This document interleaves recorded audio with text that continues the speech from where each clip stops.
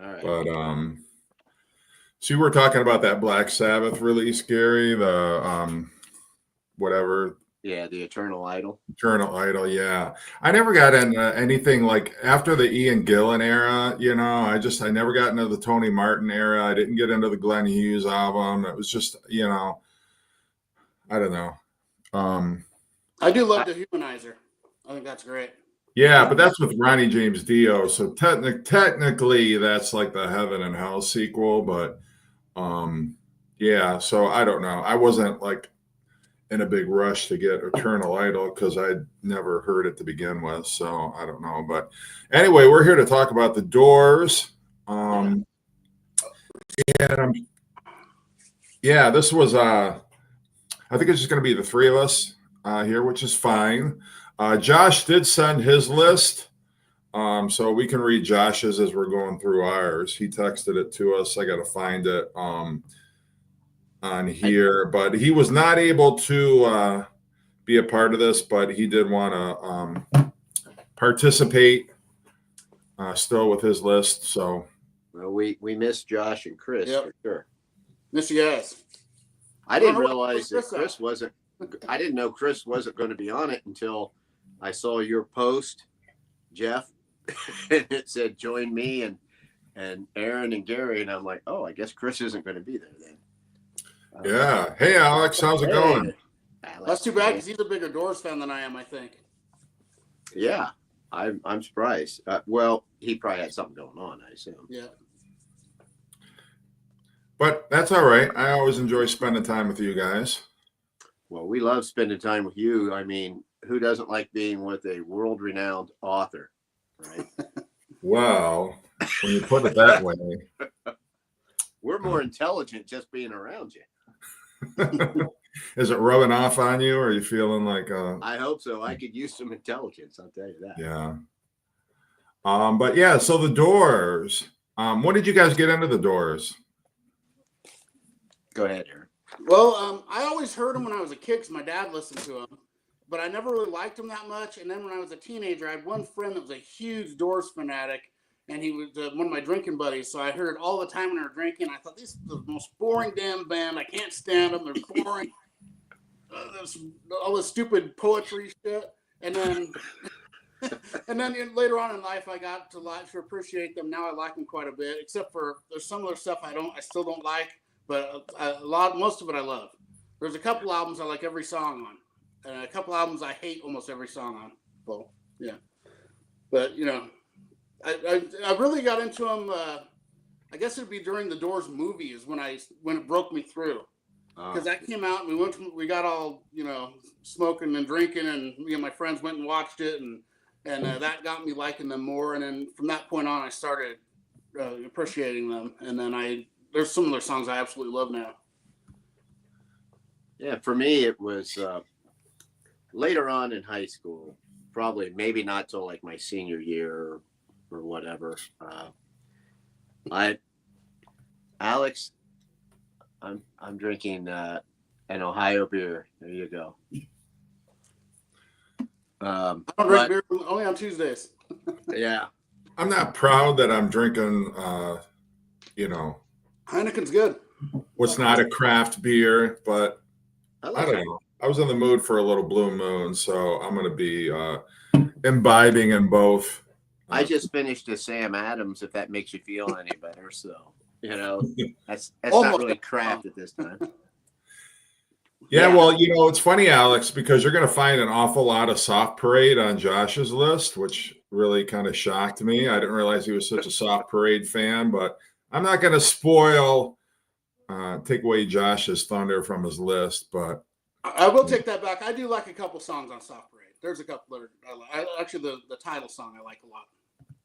Yeah. And a couple others, but some of them I can't. It's like pulling teeth getting through it for me. Well, I'm like you, Aaron. I got into that. I hated the Doors like when I was growing up because I couldn't stand the organ. I hated the organ sound, and I thought it was just cheesy and just sounded like old-fashioned and stuff. And then the movie came out, and I saw the movie, and then I think I was in college at the time, and I think a couple of my roommates they started like getting like the Doors greatest hits cassettes and playing it, and the music was around, and I'm like, this stuff is actually better than I remember it being. And then for whatever reason, I think I picked up like that Best of the Doors, that 2-disc set.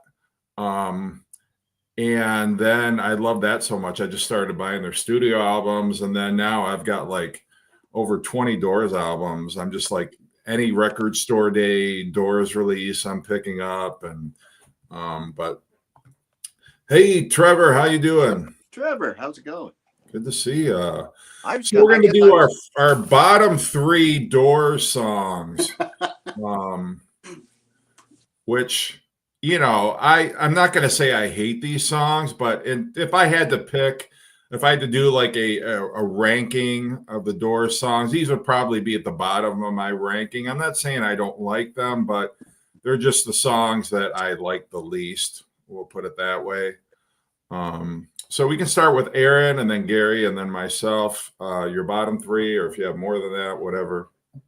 I have 3 and then an honorable mention. So, but other than these 3, I can handle most of their other stuff. But my number 3, I'm going from 3 to my 3 is my one I like the best to the 1 be my least favorite. It's actually a song a lot of people love, and it's Alabama song, Whiskey Bar. I don't know. It's just for some reason it sounds like a carnival song to me, and it drives me crazy. The music in it was from like a German musical or something, wasn't it? Yeah, so it's from that song, and it's from their debut. I mean, it's the only one on the debut album I don't like much, but I like everything else on that record. And then, of course, I should show the record. And of course, from this one, you've got Easy Ride. I can't handle that song. It's just, I don't like Easy Ride at all. But that's my number 2. And my number 1 is Runnin' Blue. It's by far my least favorite Doors song. To me, it sounds like horns mixed with a hoedown. Kind of like nursery rhyme sounding lyrics. I just can't handle that one. And but the rest of this, a couple songs on here I really like. Just those 2, they're hard for me to listen to. And then I'll put "Touch Me" as my my honorable mention. It's like I kind of like it, but it's just a little cheesy for me. But other than that, pretty good stuff. Yeah, Tony clarified it's based on a 1930s German cabaret written by Bertolt Brecht. By that guy. I'd have to have my Doors encyclopedia out to have made that reference, but it's actually, I kind of remember reading that was the. I mean, I thought it was like from a musical though. That's actually that actual song is in a musical. Well, it's such an odd choice. Like that song stands out like a sore thumb on that album. I happen to like it. I don't dislike it, but at the same time, it's just very weird that they were doing that song live. That was part of their repertoire, and that it made it onto their first album when songs, that they were original compositions, like they ended up holding them back for the Strange Days album. I don't know what the thinking was back then, but I like that song too, but I totally understand why someone would, not like Aaron or whoever wouldn't like it. Do. I mean, yeah, I totally get it, and I'm sure the first time I heard it, I was like, what the fuck is this? But it's grown on me. It's grown on me. My friend loved it. He'd play it every time we got drunk. He'd be playing that song, and it drove me nuts. That's probably has something to do with it. And to me, that's a thing. I feel like it's like a drinking song, kind of thing. So, okay. All right, Gary, what are your 3 least favorites? One that I hate is "Tell All the People" that Robbie Krieger wrote. I just think that's dorky. That was close. I don't like the one Aaron just said, "Easy Ride." I don't know. That just it sounds. I don't know. It's like almost like they're trying to do a country song or something, and not a good job of it. And then I think my number 1, and it's kind of like Aaron. It's not that I totally hate the song, but the song "Touch Me," it irritates me, and it's like that's the song that you were asking me when I got into the Doors. I didn't get in until probably like my senior year in high school. You know, I had this other friend who liked him. He's like, you need to listen to the Doors, man. You know, he was kind of a stoner guy. And all I knew was like, you know, MTV would play that Touch Me video. And he said, yeah, you need to listen to the Doors, man. They're really out there. And I go, oh, come on and touch me, baby. Can't you see that I am not afraid? And it sounds like a Tom Jones song, you know, or something. It's like, I can't stand those horns in there and everything. And so to me, that held me back from actually listening to the Doors. I don't know. I must have heard some other stuff on the radio. And so I gave one of their greatest hits a chance. And I'm like, oh, they actually have a lot of cool songs. But yeah, that song there, Touch Me, held me back longer from liking the Doors. So. Yeah, Running Blue has a rare Robbie Krieger vocal. And I remember the first time I heard it, and it was actually when I bought the Soft Parade cassette. I'd never heard the song before. And he comes in and that, I don't know if you want to call it chorus or that like hoedown, yeehaw part of it. It was like, what is it? I thought it was Jim Morrison singing, but like trying to do like a mock country voice or something like that. It was only like much later that I realized that was actually Robbie Krieger singing. But yeah, that's actually one of my bottom three is Running Blue.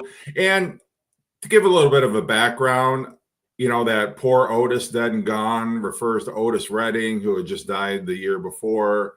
Well, actually 2 years before, because Soft Parade came out in '69. So it was kind of, I guess, you know, they were trying to do sort of an R&B tribute to Otis Redding with that song. I don't think they succeeded very well. I'm just not a huge fan of it. I mean, I listen to it. I don't skip over it, but it's not one that I enjoy.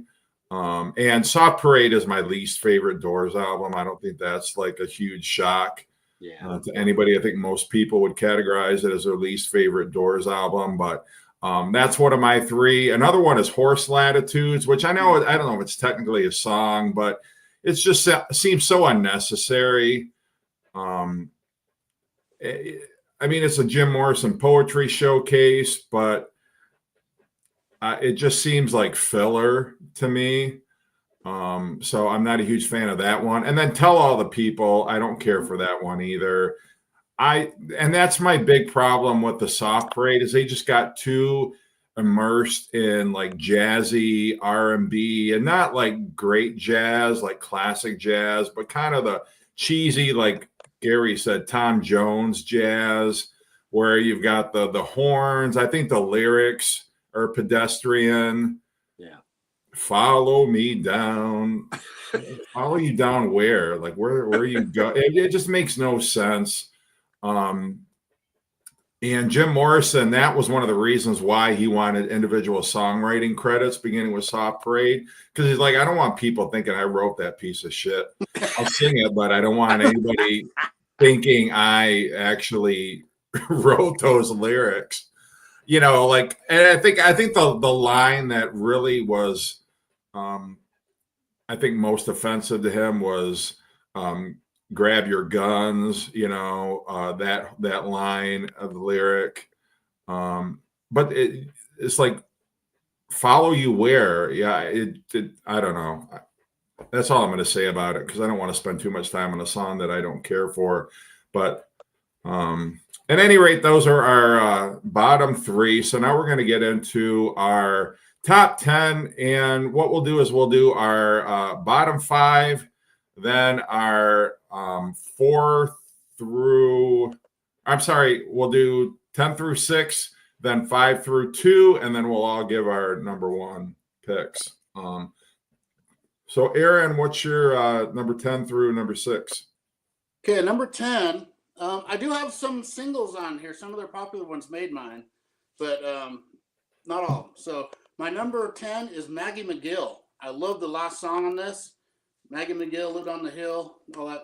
I think it's a good rocking song, and I've always just really loved that one. Next up from this again is Waiting for the Sun, which is crazy. It's not on Waiting for the Sun, but I love that song too. It's one of my favorites. At number 8, from Waiting for the Sun, I've got Not to Touch the Earth. That's one of their trippiest songs. I really like that one a lot. And number 7, I'm going back to this with Peace Frog. Love Peace Frog. Yeah. A really different song by them, and it just every time I hear it, I want to hear it again. It's one of those. And at number 6, might have been from 2 albums so far. From this again, I got 5 to 1. That's a great song. And another closer, which a lot of the closers are on this for me. Yeah. But so 5 to 1, I got Maggie McGill, Waiting for the Sun, Not to Touch the Earth, Peace Frog, and 5 to 1.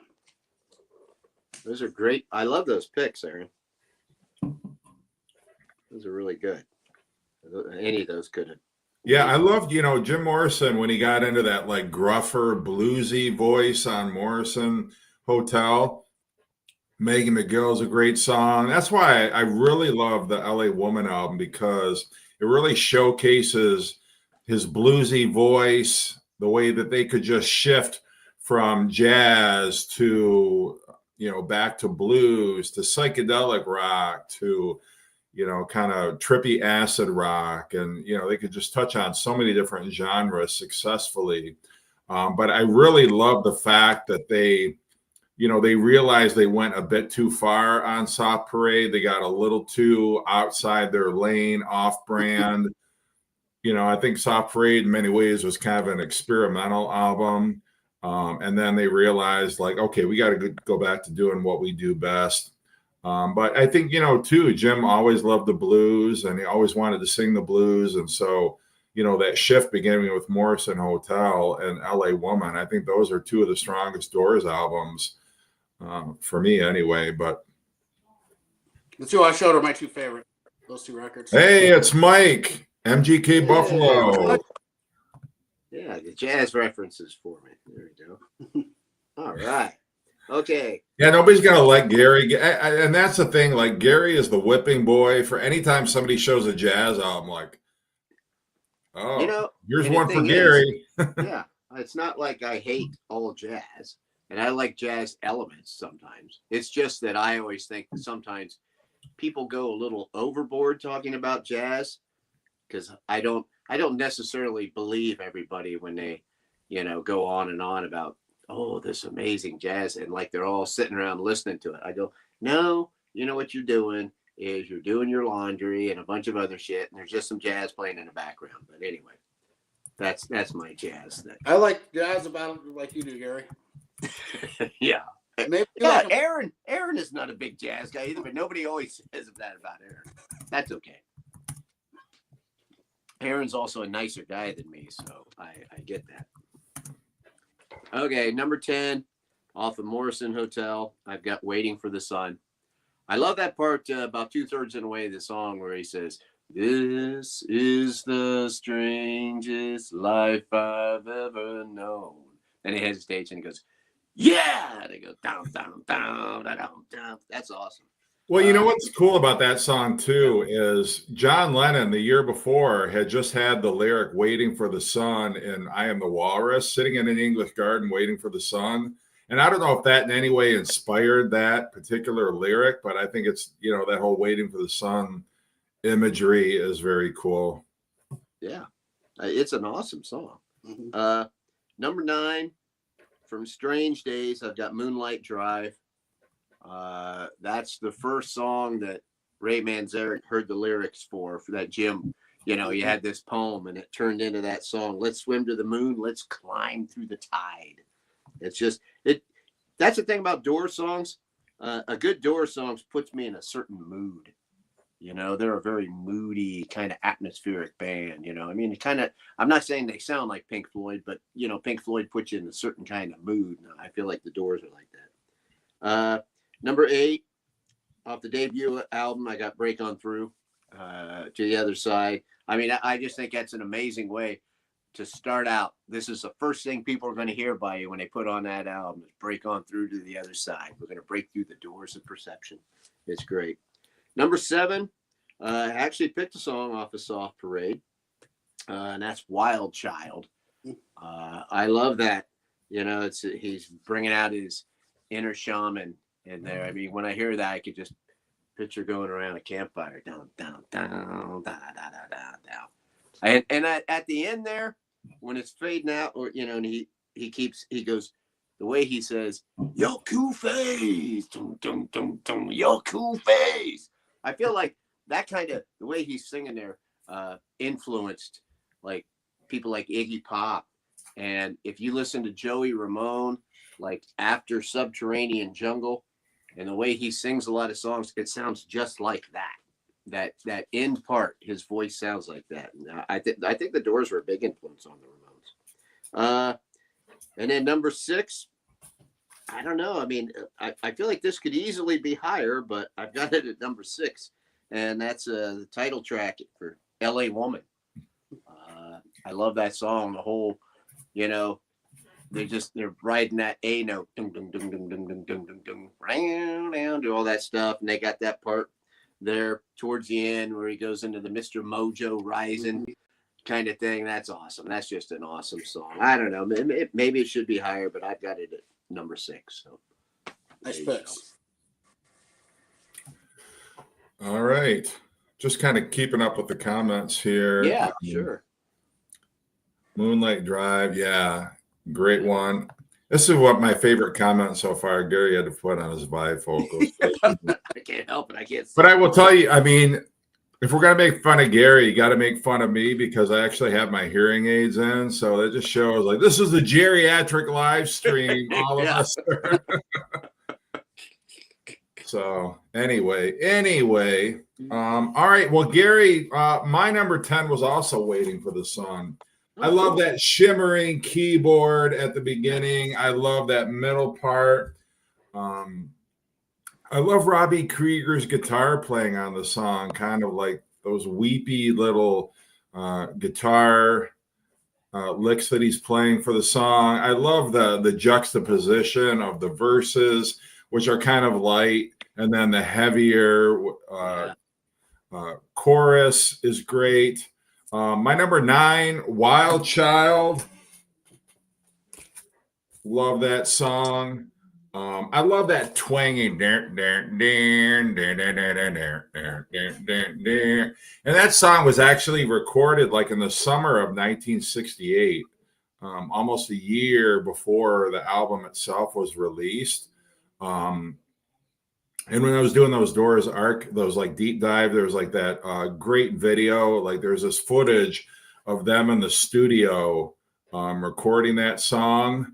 But yeah, it's like the one song on Soft Parade that sounds like the classic Doors.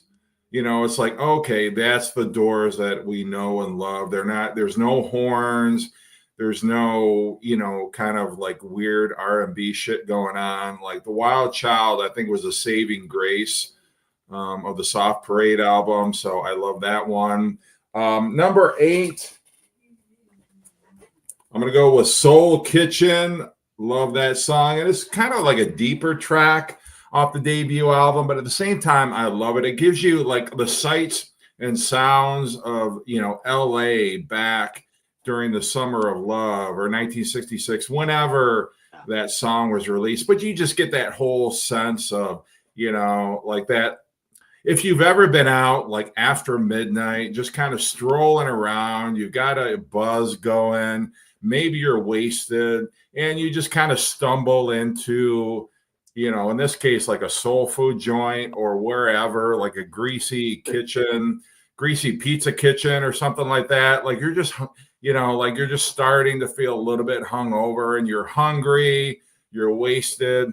You sit down, you're eating some greasy, terrible food, but it's like the best night of your life, I mean, that's the whole vibe I get from that song. Absolutely love that one. Number 7, I'm going to go with Your Lost Little Girl. And I know it's very weird because it's a deep cut. It's not a song that a lot of people talk about, but I'm a huge fan of Jim Morrison's voice. And it's so funny. Like he didn't grow up like taking vocal lessons. It's not like he, was destined to be a vocalist, but he just had like such a great crooning voice. I mean, he could like belt it out. He could be a rocker, but he could also really take a song like this and just give it such the perfect inflection, intonation. I think he envisioned this as like a song Frank Sinatra would sing, but I love it because it's kind of like a bit of a love song, but at the same time, there's just like a dark undercurrent here, like you're a lost little girl. And like, how is she lost? Is she a prostitute? Is she into drugs? Like, what's going on in this poor girl's life? But I love the guitar solo on that song is one of my favorite Robbie Krieger guitar solos. It's so melodic. It's just like the perfect solo for that song. I love that one. And then number 6 is going to be off of Morrison Hotel, Blue Sunday, again with Jim Morrison. It's such a beautiful love song to Pamela Corriston, his girlfriend at the time. Just one of the most romantic, beautiful ballads that the Doors ever recorded. And I love that it's that segue from Peace Frog, where it just sort of it's there. Like they're done with Peace Frog, and then it's like, oh, you peel back that layer, and here's the most beautiful song ever. I mean, it's such a tender vocal from Jim Morrison, that la la la la, that during like leading right into that Robbie Krieger guitar solo. It's like Jim is providing like a vocal like intro for Robbie Krieger's guitar solo on that song. It's just so beautiful. And it's like achingly beautiful too.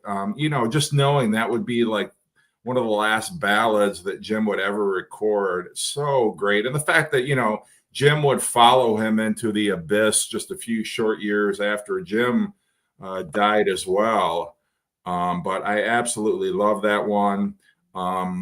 And so, yeah, that's my 10 through 6. Awesome. That's cool. I almost cheated and put Peace Frog in that, as a. I would have allowed it. It's like one of those like. Yeah, it's like a medley almost. Yeah. Yeah, it is. But what you're talking about, Jim Morrison, is very accurate. It makes you really think about it, because if he was out now and they were using auto-tune on Jim Morrison, they wouldn't even be popular. It's like that's what made it good. It's the opposite of that. Yeah.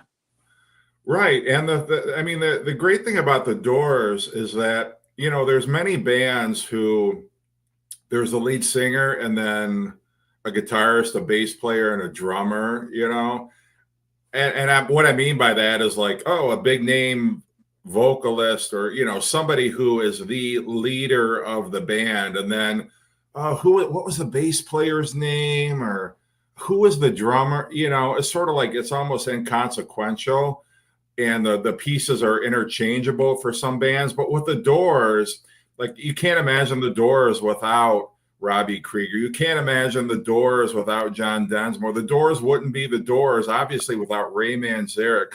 Like, there is no interchange, there's no subbing out. Like, if Robbie Krieger left the band, like, the band's over. When Jim died, essentially the band was over. I know they carried on for 2 albums beyond that, but they didn't replace him with a vocalist because there's no replacing Jim Morrison.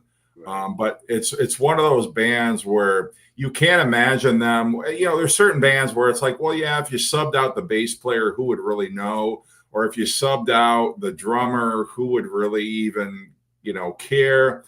But the Doors are one of the few bands. The Police, for instance, that's a band that I think of, like, there's no way. You can't imagine the Police without Andy Summers, without Stuart Copeland. I feel the same way about the Doors, where, yeah.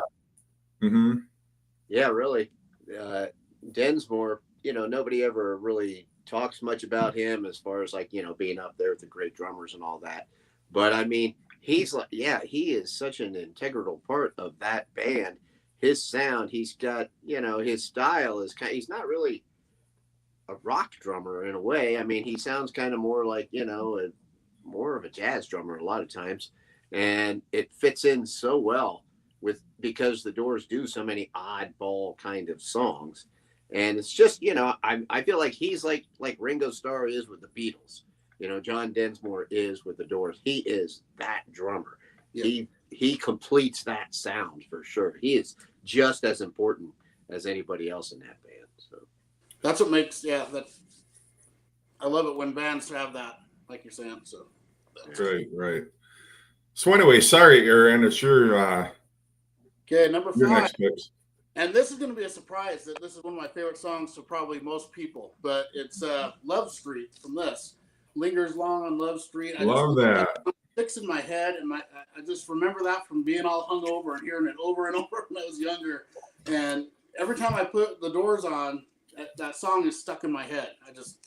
It's one of their mellower songs, but I really like it. And number 4.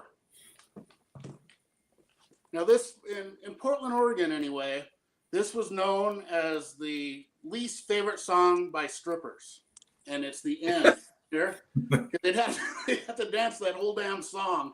And my friend, that same guy, it's a different one actually, he would always make him play that. When he went to the clubs there, it was pretty funny. But The End, I just love that. It's just epic, and I love all the, everyone knows that song. It's The End. So that's my favorite song from this record. I love that song. And number 3, I think I'm going back to this one. Yep. From the lead-off track, Hello, I Love You. That's a song, when I think of the Doors, that sound is what I think of first, is that intro to Hello, I Love You, just that organ sound. It's really cool. I love it. It's my favorite one of their singles, probably. If that was a single, I think. Oh, yeah. Yeah, I love Hello, I Love You. And number 2, I'm going to go with Riders on the Storm. Epic song. I love all the, the intro of it, and just that. Actually, to me, this is their second weakest album. I know you love it, Jeff, but it's hard. I don't know. The vocals are different on it for some reason, and I like that, and I love the song "LA Woman." And but other than that, this album to me isn't. It's just kind of there for me. I don't hate it, but it's not my favorite. But I do love Riders on the Storm. It was almost my number 1. It's just that whole mood to it. Love that. So I got Love Street, The End, Hello, I Love You, and Riders on the Storm. I forgot to read Josh's picks. I'm sorry. I was hoping that we would just kind of have him as the 4th unseen member, but I'll do it now before you give your picks, if that's okay, Gary. Yeah. Number 10, Josh had Do It off of the Soft Parade album. Number 9 was Runnin' Blue. Number 8 was Tell All the People. Number 7 was We Could Be So Good Together. And number 6 was Wintertime Love. He didn't say why he picked those, but I'm just going based off his list. So he's got some interesting picks. Yeah, well, he likes to think a little outside the box. I know Chris Brophy loves the Soft Parade. Too bad Chris isn't here. That's why I was hoping to be here. Well, like I said, he said, he's like, Soft Parade's my jam. I love it. I know most people don't like it, but, so, I mean, more power to him, I guess. But, all right, Gary, go ahead. I really like these picks you're making, Aaron. No, thanks. This list is impressive. There's a place in town, of course, if anybody doesn't know, I live in a very small little town. But you was talking about, when you were talking about Soul Kitchen, about going into a place. We have a place in town that it's called the Fill-In Station, and its hours are like really weird, but they're open like on the weekends super late just for that. I mean, the only people that go in there are people who've been drinking. I mean, and you go in there and it's great. They they're frying up the food and stuff, and you're ordering breakfast stuff, and it's like, 1:30 in the morning, and you're starving, and you're like, oh, this is great. This food is awesome. But it's just, that made me think of that when you were talking about it. Anyway, also, it's funny because LA Woman Now is actually one of my favorite of the Doors albums, but like years ago, it used to be one of my least favorite. I think for kind of like the things you're saying, Aaron, and somewhere along the line, it just, all of a sudden I got into it more, and I'm like, I like the bluesy stuff, and the songs on there, like remakes like Crawlin' King Snake and things like that. I don't know, but anyway, number 5 for me is the title track for Strange Days. which is another song that at first I wasn't that crazy about when I was younger, but I don't know, at some point that hit me, and I love that song. I love all that, those noises that are going on in it. I like that line, strange days have found us, strange days have tracked us down. I don't know, it's just a weird kind of ominous song. Number 4, no big surprise here. Also from Strange Day, People Are Strange. Probably one of the first Door songs that I heard that I liked. And I just love that guitar line. Very 60s, almost Munsters sound to it. Doom, doom, doom, down, down, down, down, down, down, down, down. And the way he follows along with it, it's just really cool. Number 3, off of L.A. Woman, Riders on the Storm. That's just a very atmospheric. It's like lounge music from hell or something. It's got this ominous sound to it, and I love everything in that song. I love the keyboards, the drums, the vocals, the echo, the way they have that echo on his vocals in that song, and the thunder that's in the background and everything. And you listen to the words and you're like trying to figure out, man, what the hell is he talking about here? But just the title itself, Riders on the Storm. I mean, that's very metal sounding. Number 2, and this could be my number 1 really, but I've got The End. Just that's one of those songs once you get into the door, especially when you're younger and you're partying all the time and you play The End, and it's just like, oh man, this song just blows my mind, and it's just long and it holds your interest. It just keeps building and building, and it's got those weird lyrics, and you can't help but think about Apocalypse Now, in that movie, and they're playing that as they're dropping the bombs, the napalm and everything, and the fire's going up.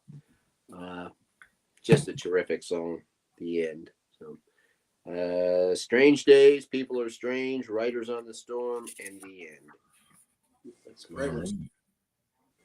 Excellent picks, Gary. Thank you. Okay, Josh's number 5 is Easy Ride. Number 4 is Touch Me. Number 3, My Wild Love. And number 2, I Can't See Your Face in My Mind, which I'm shocked is so high. Yeah, really. Real. Josh digging real deep on some of these picks of his. He's the ultimate Doors fan. All right. So my number 5 is going to be People Are Strange. Just a great classic song. And it fits into that whole strange theme on Strange Days, which, I'm not going to say Strange Days is a concept album, but it's definitely, an album of freaks and outcasts and, people that are going through some shit. But People Are Strange is just a great encapsulation of all the different character studies that are on that album.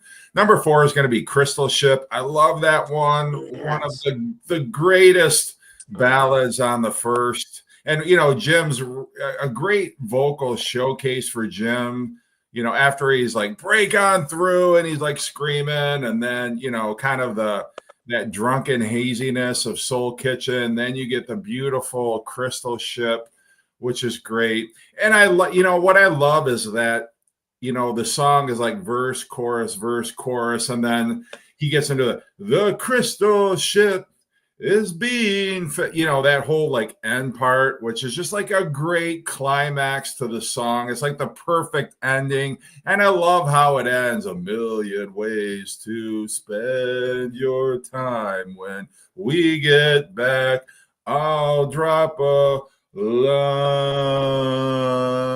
I mean, it's so fucking perfect. The way that song ends, it's amazing. I even love the piano solo on that. Not a guitar solo, but a beautiful piano solo by Ray Manzarek on that one. Just incredible. I love that one. Number 3 is going to be LA Woman, like an epic title track for Aaron's least favorite Doors album. But, that's what's great about LA Woman is, you've got those 2 epic tracks that close out each side of that album. And like LA Woman, it's almost like the Good Vibrations of the Doors catalog, where it's got so many different moods and tempos. It's heavy, it's light, it's jazzy, it's bluesy, it's so many different things all wrapped up into one song. I love that one.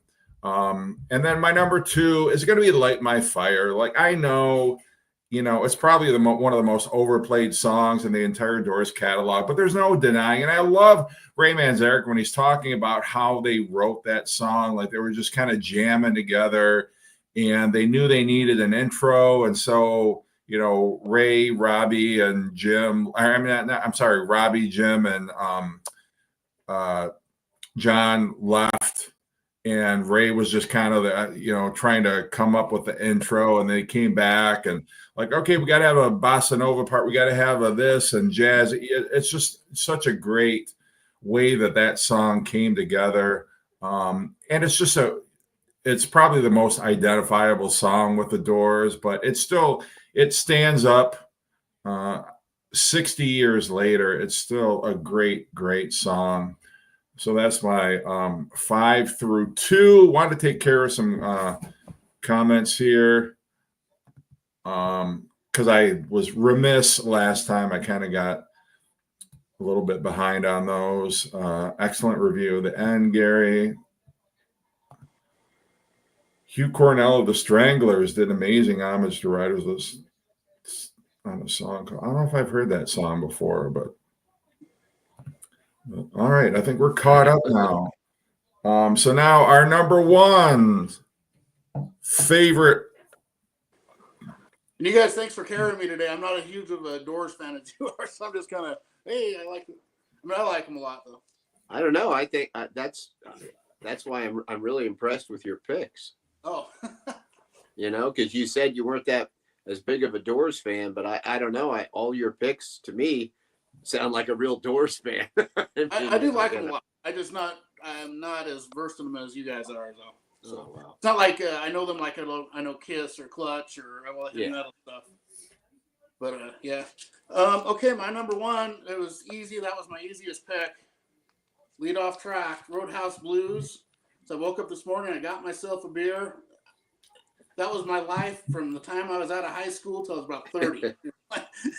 And me and my friends would always say that as soon as we got up, we'd just start partying again and we'd say that line. So it's Roadhouse Blues. Love that song. This is maybe my favorite Doors album. I love Morrison Hotel. Waiting for the Sun, really close. The debut, I loved every song on that except for Alabama song.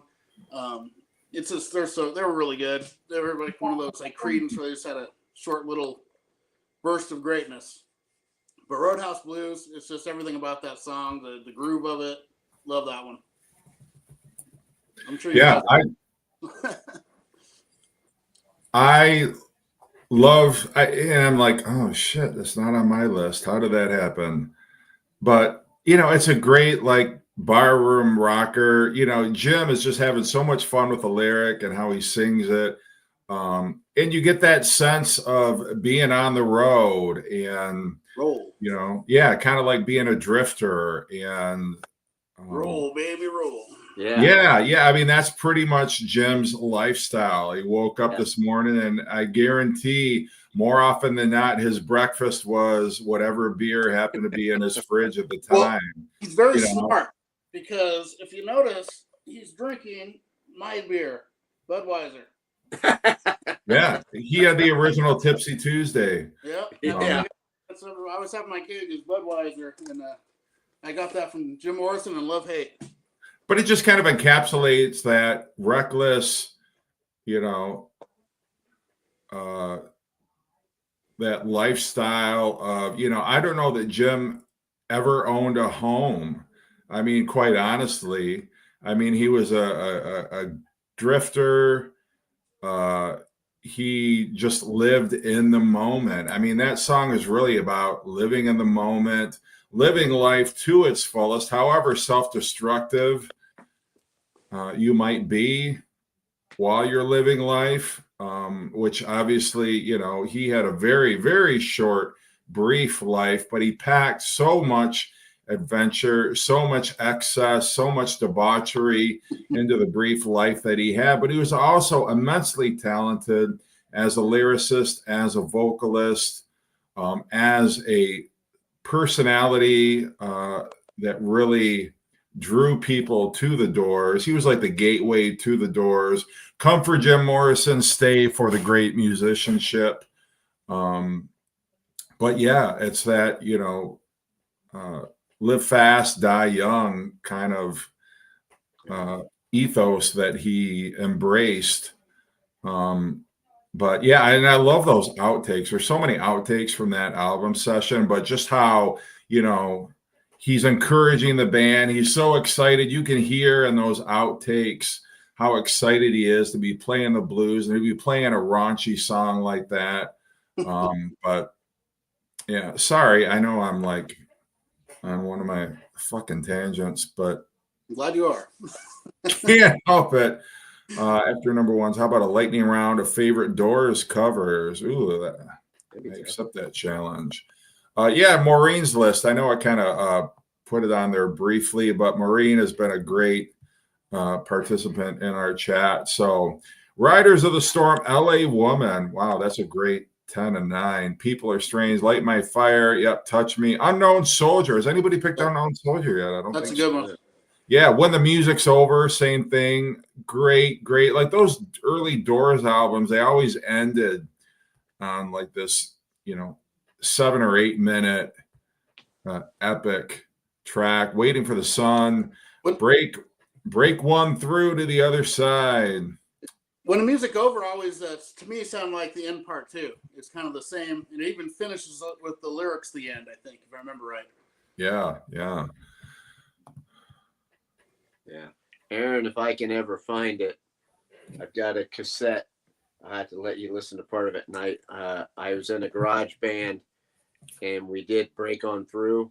It was just guitar, drums, and bass, and I sing the song and play guitar on it. Awesome. So I wouldn't let everybody else hear it, but I'd let you hear it. What are you talking about, Gary? The world needs to hear that. Yes. Go viral. For all the we should just have a video. I mean, I was never in a band, but I know Chris. I'm pretty sure Chris was recording music back then. But you know, Aaron and Gary, I really need to hear some of these lost tapes of these garage bands you were in. You've heard a little of them. Famous as YouTubers. Yeah, we have heard some of Aaron's. Well, the bad thing is they're just things like having a boom box in the room. Yep, that's how and just record. So it's always going to sound like shit. Mm-hmm. I used to do that. I'd record our practice. I get it, and I'd have to re-record over tapes constantly, and then some of them get eaten, and you go back and listen, and they're kind of bad parts, but because of the tape getting eaten. But I used to do that. I used to record like every time we practice, I'd record it. Yeah. Well, then what's bad is we were drinking the whole time, and so you think it sounds really good. Then you go back and you listen to it, and you're like, still, you got after the right amount of beers, it's the best sounding stuff that you'll ever hear. But you just described a lot of videos I've made, Gary, where it's like I recorded it, I was wasted. I thought it was brilliant at the time I was making the video, and then in the morning I'm like, oh shit, what did you do? I'll get drunk and I was like, that's my favorite stuff ever.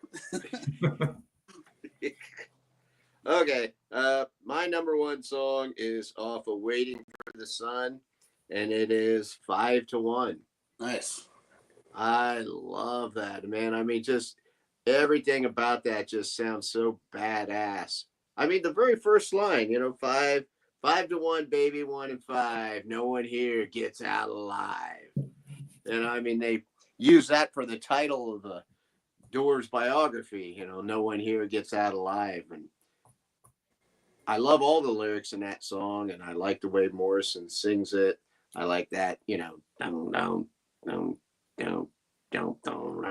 don't, and you just hear the hi-hat first, then they go into it's just Is a your rock. favorite version the one from the Miami concert in 1969? Is that the one where he Are falls the one, over? baby, 1 in 5. You're all a bunch of fucking idiots. You're all a bunch of slaves. That's almost how some of the LA Woman album sounds to me, like he's drunk while he's singing it. He very may well be too. I mean, And that's probably true. I had to have beer to appreciate it more. Wait a minute. I don't know. There's just so many lines in that. I like that too when he says, "Your ballroom days are over, baby." I don't know. There's just certain lines in that song that are just, and then at the end there's that one line, he goes, "Love my gun, baby." He yells in it and stuff, and it just feels like he's having fun and he's angry at the same time. The old get older and the young get stronger. It's one of those, we're all young, we're going to take over the world kind of things too. I get it. But I also feel like, he said, trade in your hour. He said, you walk across the floor with a flower in your hand, telling me how nobody understands. I feel like that's kind of like taking a shot at the whole hippie group, trade in your hours for a handful of dimes. It's like, you're not doing anything, Love that song. It made my number 6 for me. So yeah, I mean, a lot of our songs that we're mentioning some of the same songs. We just got them in different spots, but yet we've all got a few different ones in there. But yeah, Crystal Ship that was the one you talked about the ending of that song, Jeff, but I also love the beginning, just when it's before you slip into unconsciousness. That's like, oh man, that is a song to either drink to or whatever. I mean, that's just the crystal ship is being filled. 1,000 girls, 1,000. I don't know how that's not on my top 10. It made my really fought. Actually, 20.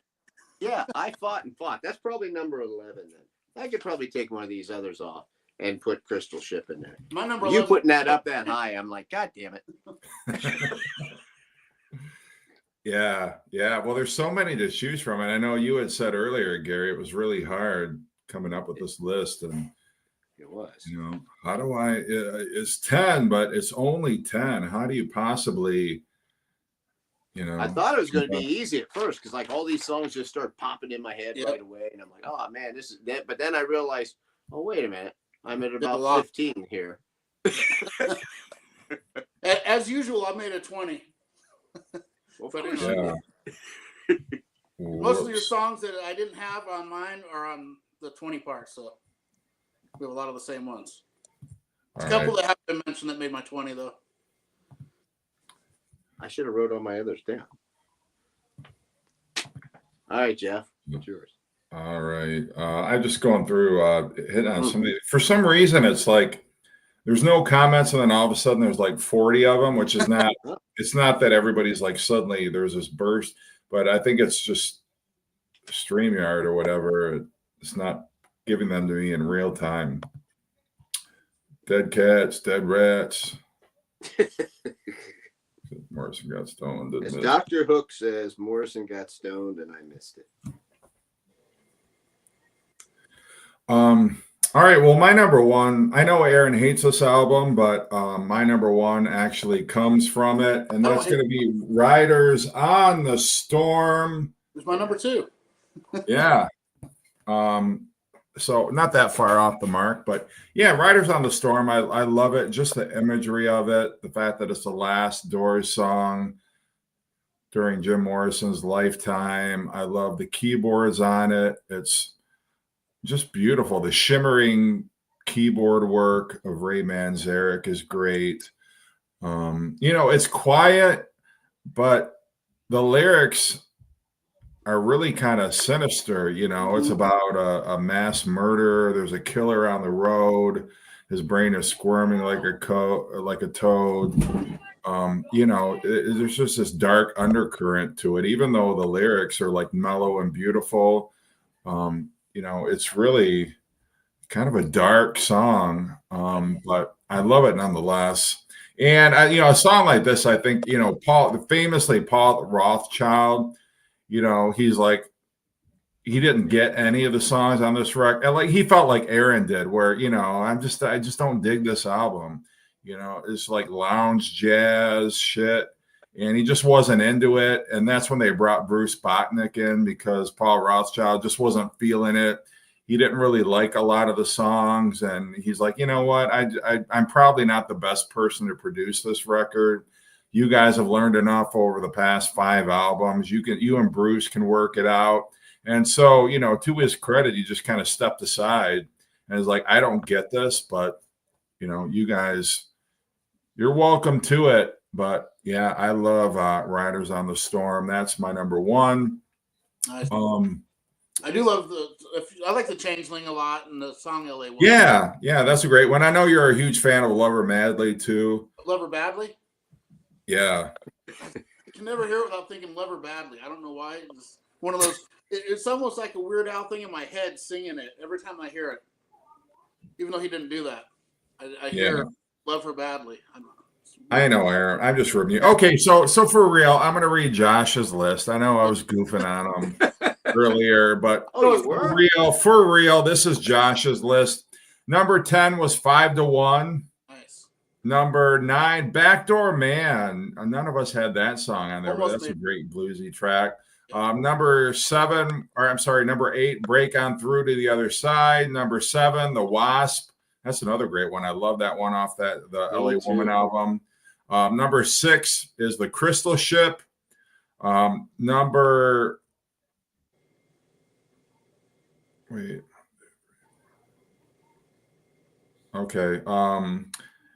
Crystal Ship, number 5 is People Are Strange. Number 4, Riders on the Storm. Number 3, Roadhouse Blues. Number 2, The End. And number 1 is Tell All the People. I'm sorry, LA Woman. Number 1 is LA Woman. I like Josh's list a lot. His is a great list there. Yeah. So, who was it? Trevor, who asked us about favorite Doors remake. I mean, to me, I think that's easy as far as what my favorite remake is that they did. I don't know about you guys, but I think it's got to be my favorite's Backdoor Man. Willie Dixon wrote it. Howlin' Wolf is the one that made it famous, singing it. But their version of it is pretty cool. Well, were you talking, Mike, about like people remaking Doors songs or Doors songs that the Doors remade? I guess maybe that would help to clarify that, because I kind of took it to mean, people covering Doors songs. But yeah, maybe so. Yeah, maybe I read that. It says, after your number ones, how about a lightning round of favorite Doors covers? Yeah, you're right. It might be people covering the Doors. Okay. Yeah, I meant other artists covering the Doors. Okay, it was Trevor. I'm sorry. I thought it was Mike, but it was actually Trevor. Sorry, Trevor. So Gary, knowing that, what would your pick be? I don't know. Give me some. I can't think of the What about Billy Idol? Oh yeah. Did he do a version? LA Woman. I mean, yeah, he did a good job of it. I mean, that's a song though. I don't know why remake it. Blue Oyster Cult did Roadhouse Blues, which is good, but it's too, it's not different. And I mean, it's like basically they're just like, it's like a bar band doing the song. You know what I mean?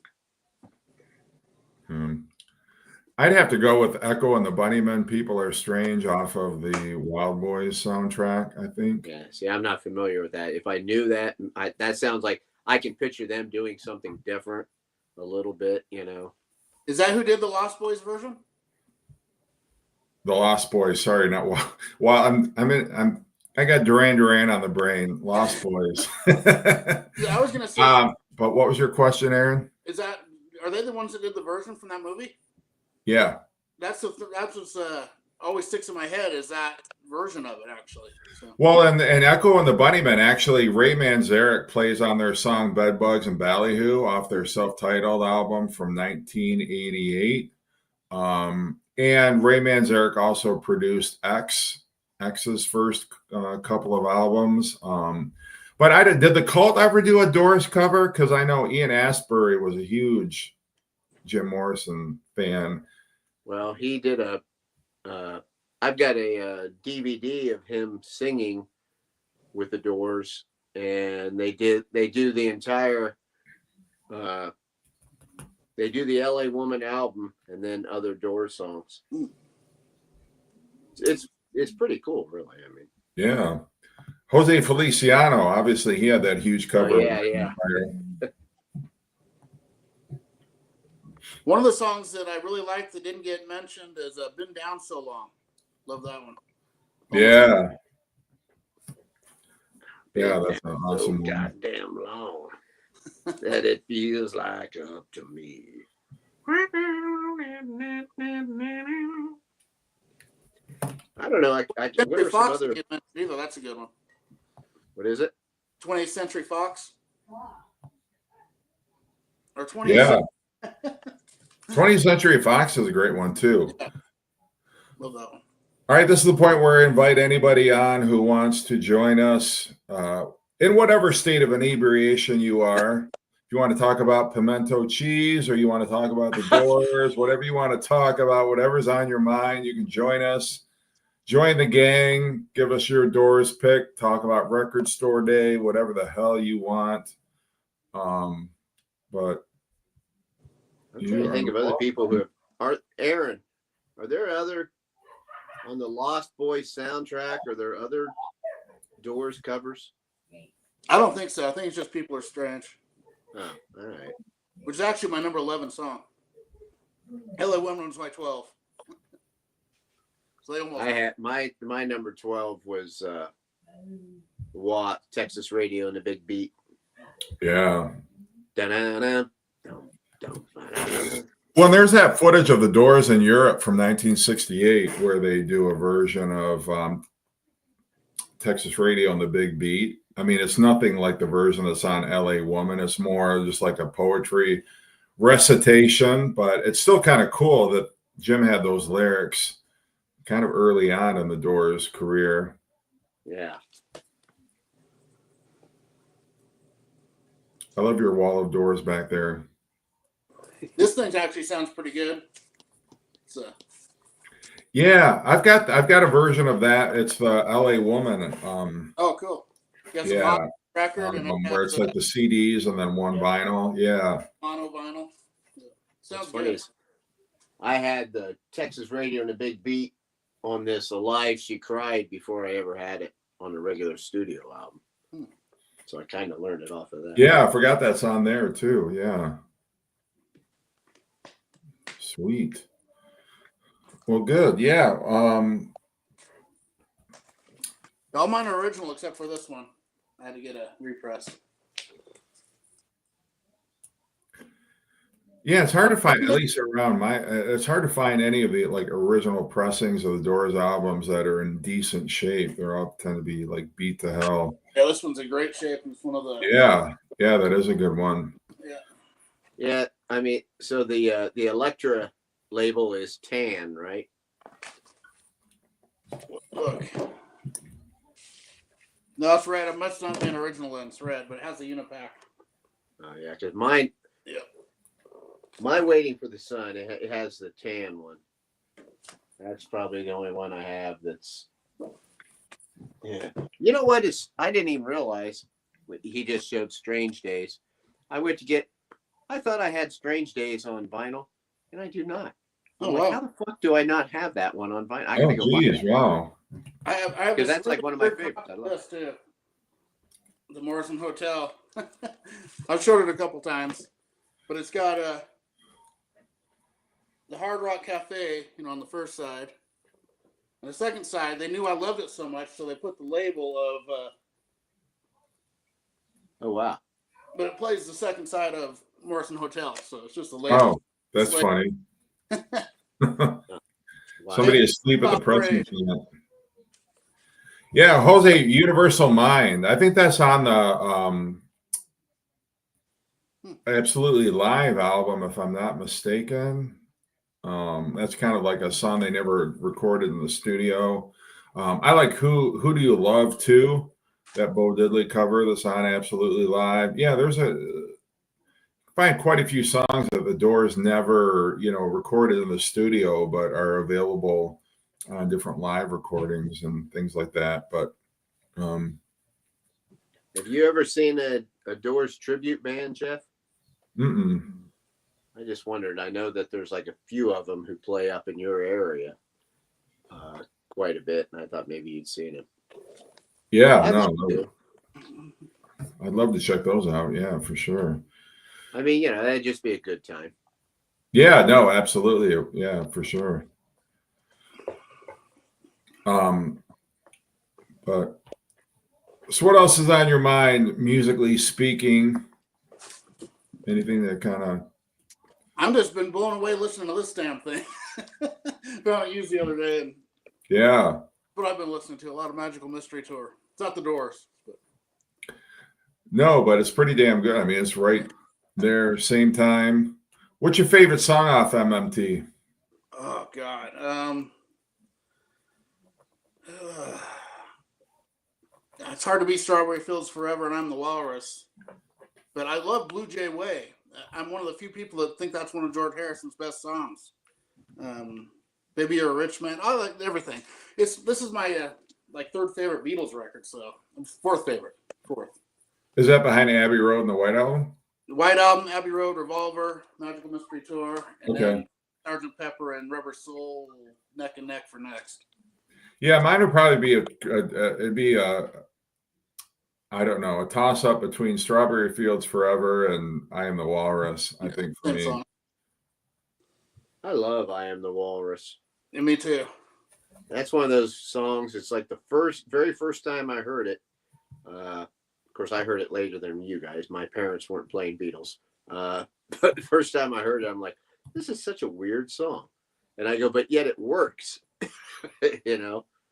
A lot of times people make like these avant-garde type songs, but they're just weird. I mean, they make them to be weird. They don't really have any kind of melody or anything with it.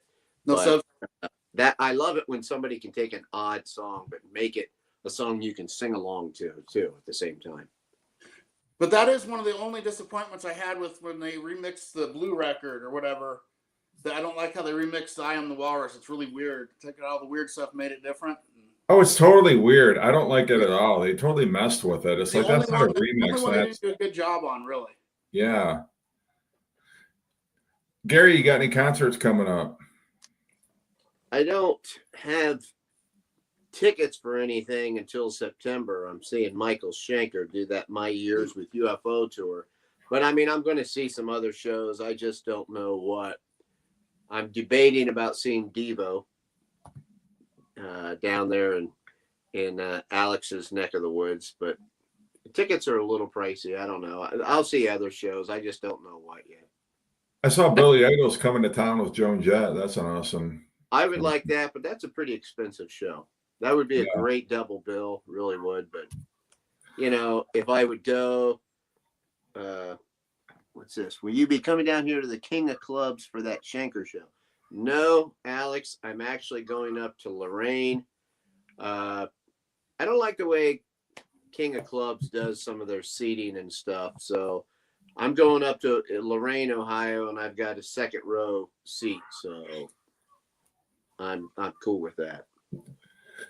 X is coming with Los Lobos. Who is? X.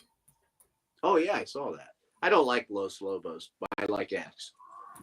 I don't like La Bamba type Los Lobos, but their album Kiko and their next album Revolution Ahead, I think are fantastic.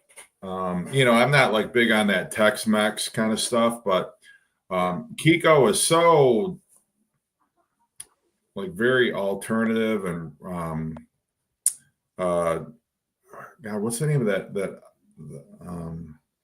I can't think of the album that came after that. I've got it, but I haven't listened to it in forever. But anyway, yeah.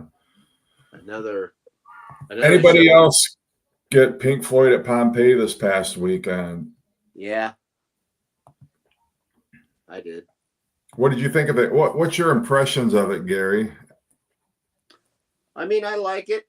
I'm kind of, I don't know. I feel kind of like when you did your little review of it. I like it. It works better with the video kind of playing, but because it does sound very similar to the studio versions, but it's Pink Floyd. I mean, I love it. I mean, I sound like I'm talking negative shit about it, and I'm not. I mean, I think it sounds great. It's amazing the way they went back and, got so much out of using a 4-track type recording and to put it on here. It definitely kind of pops. But I'm honestly, because I've been trying to make a video and I haven't got to it.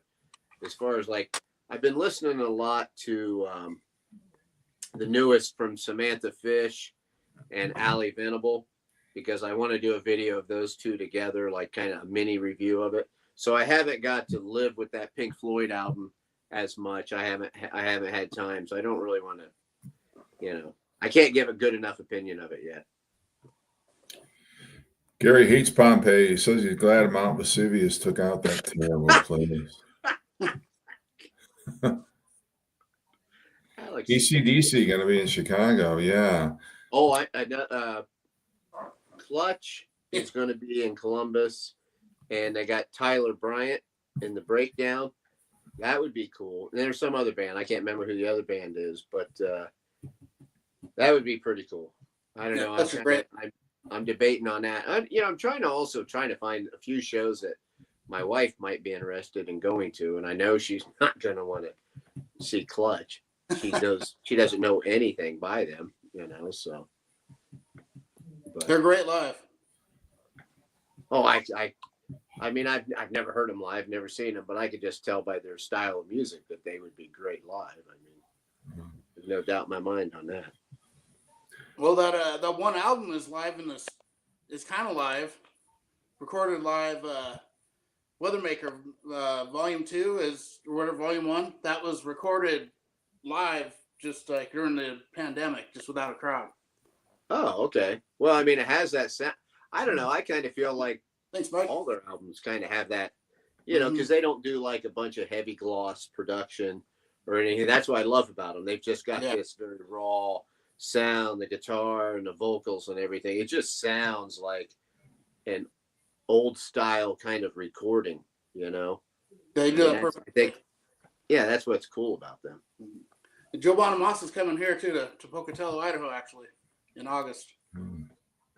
Alex, you're gonna have to come out of Columbus, Alex, to see some shows with me, because not all the shows I want to see seem to be in Columbus for some reason. Aaron, have you ever seen the Magical Mystery Tour movie? Yeah.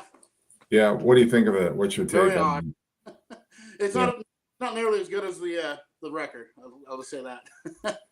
No, not really. I mean, if you approach it that it's just a collection of videos, I think it's pretty cool, but I think there's a lot of it, like the whole car chase scene or whatever, that race thing. I think that drags. There's no point to it.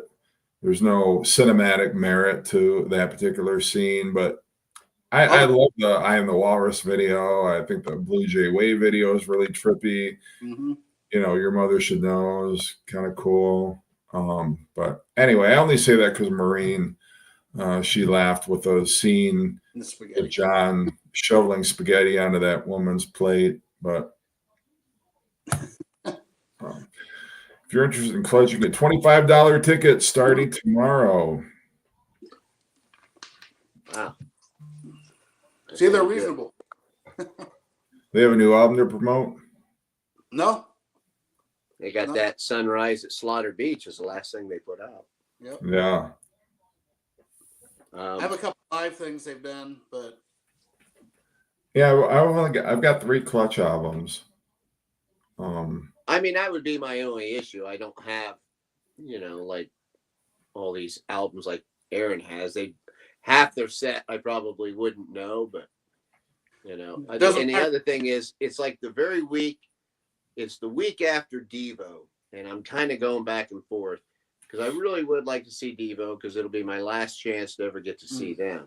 But those tickets are more expensive than the Clutch tickets. And like I said, Tyler Bryant's there too. He's a blues guy, and you'd like him, Aaron. I don't know him. I know he's pretty good. He sounds like a country guy, but he's blues. It does sound like a country guy. You're right. Name wise, it does.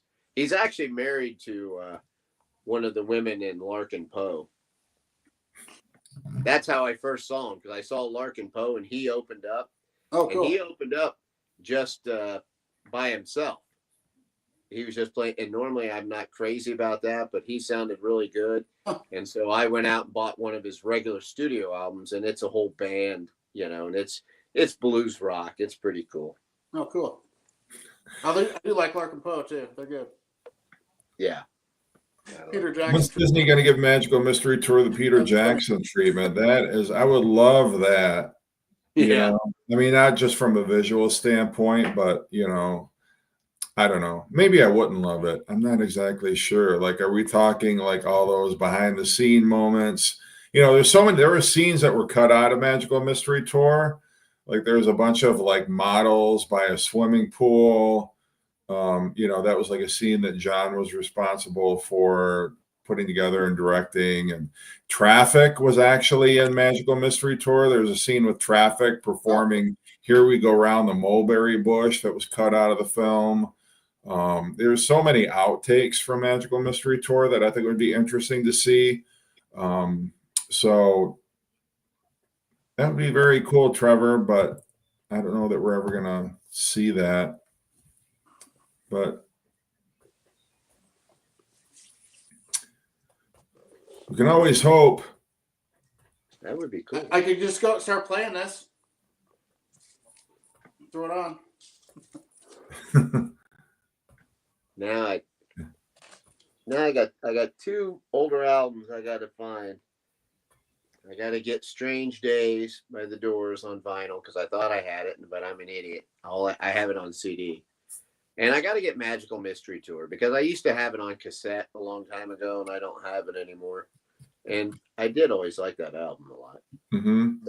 It's a really good collection of songs and stuff. I need to get that on record. Yeah, it kind of reminds me a little bit of like the Flowers, that the Rolling Stones put out, where it's kind of a collection of singles, and it's got some new stuff on it, but it holds together about as well as Flowers does without replicating Let's Spend the Night Together and Ruby Tuesday, which were just on the album before. London Records, What Are You Doing? But all right, Aaron, you would like that new Samantha Fish record. I'll seek it out. Well, you would too, actually, Jeff. I'm sorry. What was that? I said you would both actually like that new Samantha Fish record, I think. Yeah. Well, I like the one you sent me. Well, this one's even better, I think. Is it? Yeah. I need to get that. I'll hunt it down. I'll look for it next time I go. I'm going to Salt Lake again next month, so I'll try to find it. Yeah. When you get all those. Yeah, that was quite the haul you had there. Yeah, my wife doesn't appreciate it too much. Yeah, I know. I always think that when I see stuff like that, I'm like, oh my God, it's like, that's awesome. But I think my wife would probably punch me right in the head. God. Hey, Mickey. Hey, Mickey. How you doing, buddy? Greatest musician of this current decade, right there. Is Mickey the guy who does those albums you're always okay, yeah, he's a guy that does those albums you feature on Tipsy Tuesday? Yep. Nice. Well, yeah, he does. He constantly does videos where he's like, he'll take a guitar solo from like pretty much any song and just do an amazing job. Or sometimes he just does these videos where he's just kind of, he'll say he's just doodling around or whatever. And it's just, yeah, he's amazing. I mean, he's the kind of person that makes you not want to touch a guitar. Because you watch him and you're like, this is stupid. Why do I even pick up a guitar? I don't. Well, I don't even Aaron is understand. always, talking about how great they are. I mean, Aaron's, My favorite album last year was his. Yeah. Which I'm like, God, if Aaron loves it, it's got to be pretty fantastic. Yeah. Pat Benatar, Gary. Gets tons of blue. I couldn't read all that. Great shred master. Yeah, he's awesome. You're welcome. Yeah. I might have to just play his one of his on Tipsy Tuesday again if I've run out of records. Every other week I'll play another. Well, you better be careful because he might copy you might get blocked. You might get your video blocked if you play. I've been pretty lucky so far. It's only been Rainbow Long Live Rock and Roll and one other one that got totally blocked. So did you do a whole video and then you did a whole Tipsy Tuesday using one of those albums and then? Oh yeah, Long Live Rock and Roll. Blocked? I did one of Long Live Rock and Roll, the Rainbow album. Blocked. No one ever got to see it. And also Music from the Elder from Kiss. I did one and it was blocked. Yeah, I was going to do a Cars deep dive series, and the very first video I put a shitload of time into it, and it got blocked, which fucking pissed me off because it's like, come on, I mean, you're promoting the music. Yeah, it's really odd. The Elder got blocked. I play Kiss ones all the time. Just the Elder's the only one they blocked. Huh? And I was talking about how much I liked it, singing along. So I don't know. It's really weird. Yeah, the fucking Don Henleys of the world. No copyrights here for me. And Mickey, I'm still going to be sending you those CDs. I'm working on it. I'm just a little slow. I've had a lot of stuff going on, but they're still Are they going to come out on vinyl? That'd be amazing. I don't know, but I'm sending him some stuff of my old band and my friend's band. Mm-hmm. I've been trying to send it to him for months, and I haven't got them done yet. So I got to get on that. Yeah. So we can laugh at how horrible we are. Oh yeah, I'd never send Mickey anything I ever was involved with. Well, all my stuff was all original anyway, so either you like it or not a big deal. Oh yeah, I'm sure it's like ridiculous to put your stuff on vinyl. Jeez. If I ever win the lottery, I'll do it. Hell yeah. Put Mickey's albums on vinyl. Well, Mickey needs a record contract, is the thing. Absolutely. You need, if he's got some people, I know he does play with some other people, but he needs to get like a serious group together, and he needs to be out there, man. Gary will be your manager, Mickey. Hell yeah. I used to do inventory for a living, and I ran into a guy. The Salt Lake people come here in Idaho to do certain stores, and I know some of them. And I gave one of them Mickey's CD, and then the next time I saw him, he said he actually heard one of his songs on the radio down in Salt Lake. Oh, really? Yeah. So I was like, oh, that's cool. And I don't know what station it was on, but it was the song. Oh God, I can't remember what song it was. But it's one of I think the third song on the album. Damn. I'll think of it. I got it out in my car. I'd look. Well, I think the next video we do should be the Police. Have we ever done a Police video? I feel like we did. I'd be amazed if we haven't. I mean, the three of us all love the Police. Yeah. I think Chris likes and I know the other two guys really, they really like him too.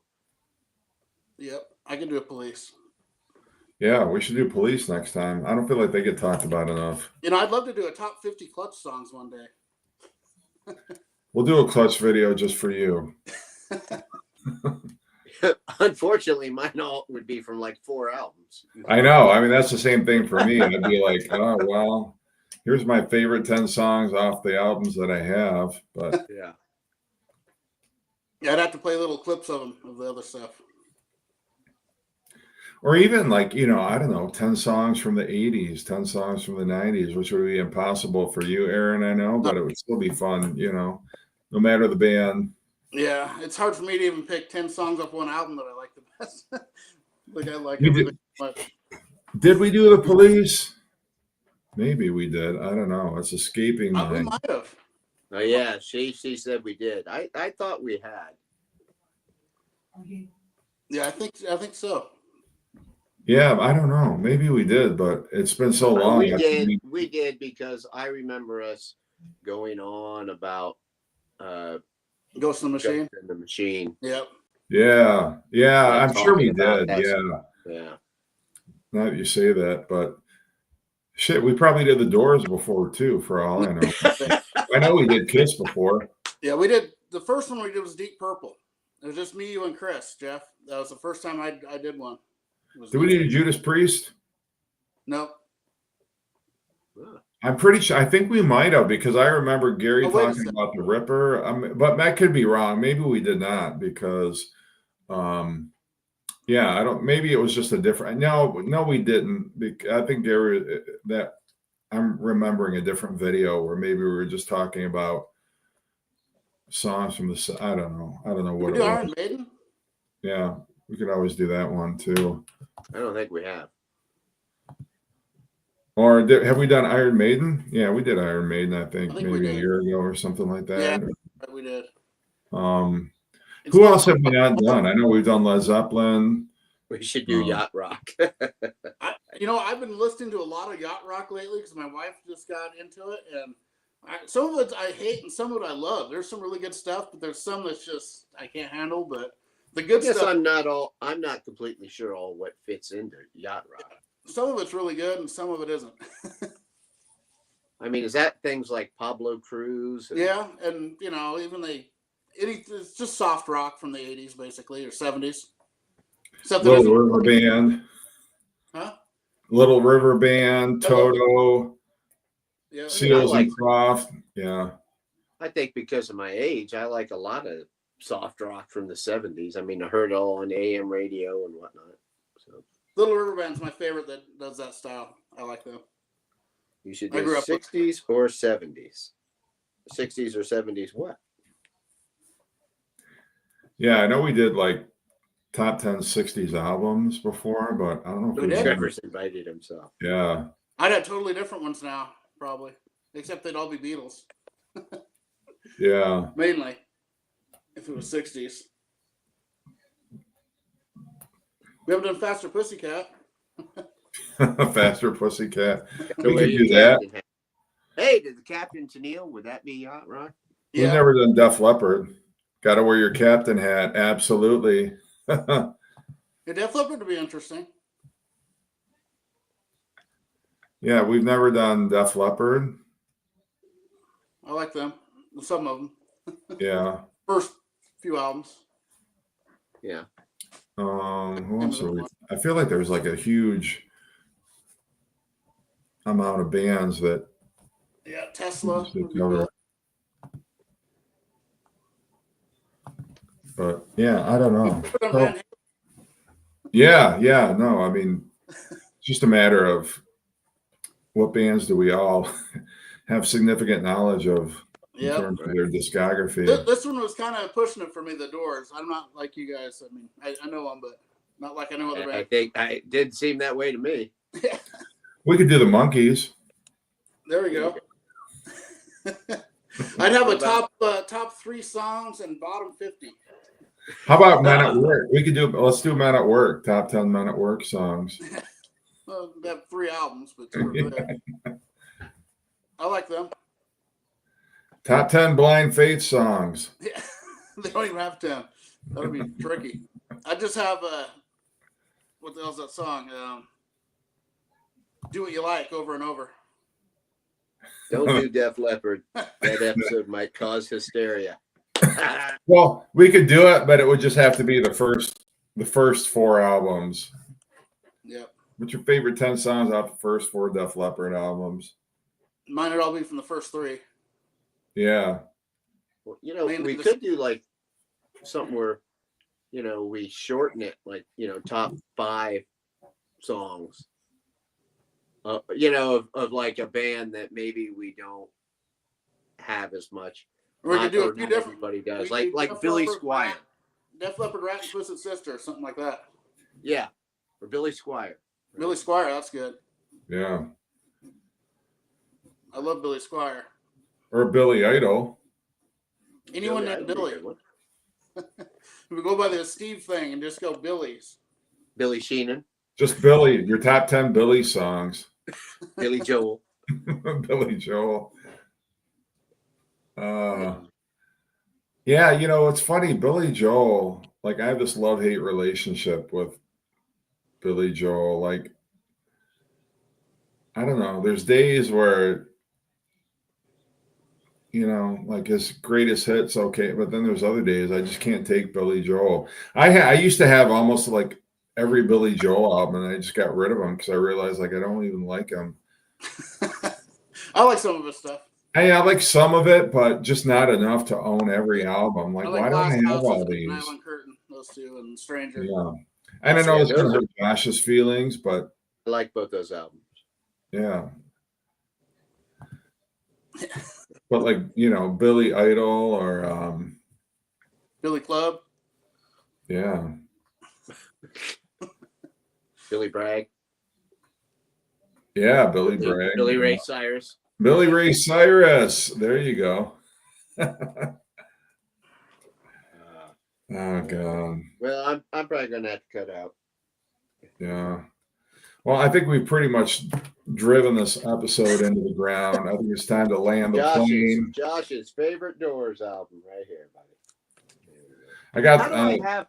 Why do I have this fucking album, but I don't have Strange Days on vinyl? I know. I've got it too, but I'm never gonna upgrade it. I don't think. I'll just keep this one. Well, this is a super nice. This is a really good copy. I will say that. Probably because whoever had it before didn't play it that much. I'll have to say the title song though is really weird and trippy. It's got a lot of different stuff in it. It's pretty cool. Yeah, there are some good songs on here. I just don't like all the horns and hoedowns. Hoedowns. Hoedown. Let's do our top 10 bluegrass. All that fiddle and banjo shit. Yeah, I hear you. All right. Well, thanks everybody for joining in. Thanks everybody. Awesome. Thank you. Good seeing everyone. All right. It's a wrap.